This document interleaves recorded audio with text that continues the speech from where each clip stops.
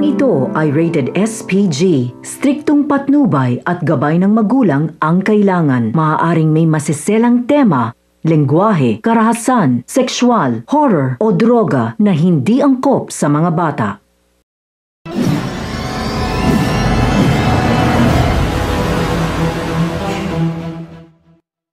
Hello guys, magandang umaga po sa inyong lahat. Binabati ko po lahat po ng aking mga followers, lahat po ng aking mga subscriber, lahat po na nakikinig, nanonood ng aking mga vlog sa mga oras na ito.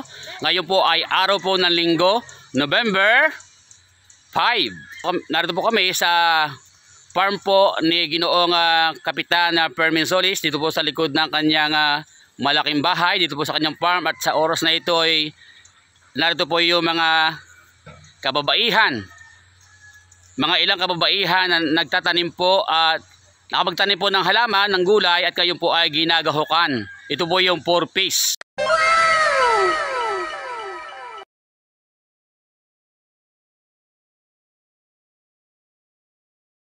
A few moments later. Po sa Barangay San Bartolome, Santo Tomas City, Batangas. At sa mga oras na ito, makikita po ninyo na meron pong nagdidilig. Yan. At meron pong naggagamas, meron pong naggagahok ng puno ng halaman. A few moments later. At sa mga oras na ito ay ito po yung mga tanim na talong. At ngayon po ay dinidiligan po ng tubig na meron pong kahalo na Maxigro at saka ng Farmer's Friend. Maxigro and Farmer's Friend ay product po ng CHC Agritech Japanese Technology. A few moments later. At alam natin kapag organic ay masarap po ang gulay.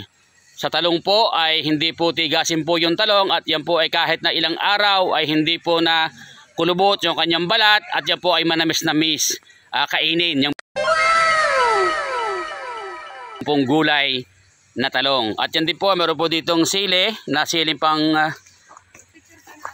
dinugan, yung siling haba na inilalahok po sa mga sinigang, sa mga dinugan. At dahil nga po mainit po ang sikat ng araw, ay ito po ay dinidiligan. At tamang-tama nga po sa pagdidilig na ito ay may lahok po yung tubig, may lahok po na Maxigro and Farmer's Friend. Na yan po Maxigro at saka Farmer's Friend po ay kumukontrol po ng mga peste na naninirahan sa ilalim sa may ugat ng halaman. At yan po ay pinapatay po dyan yung pungga, yung punjay ng halaman, at gumaganda po ang bunga, dumadami po ang mga bulaklak, at ito po yung nagpuproduce ng madaming bunga sa mga halaman, sa mga kamatis, sa mga talong, sa mga ampalaya, sa mga lahat ng uri ng halaman na may ugat, ay yan po ay kailangan po niya si Farmer's Friend at saka si Maxigro. A few moments later. So ayan po ay grupo po ng ilang 4-piece dito po sa Barangay San Bartolome, Santo Tomas City, Batangas, na sila po ngayon ay patuloy pa rin na nagagamas at nagagahok ng mga gulay, ng mga halaman, at meron pong patuloy pa rin nagdidilig. A few moments later.